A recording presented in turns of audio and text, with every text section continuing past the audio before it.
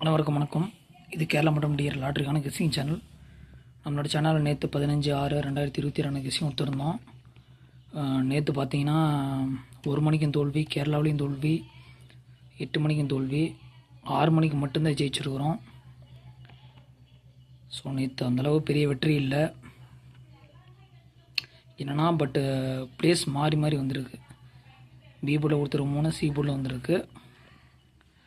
இங்கே இதே மாதிரி பி போர்டில் கொடுத்துருந்த 2 ஏ போர்டில் வந்திருக்கு.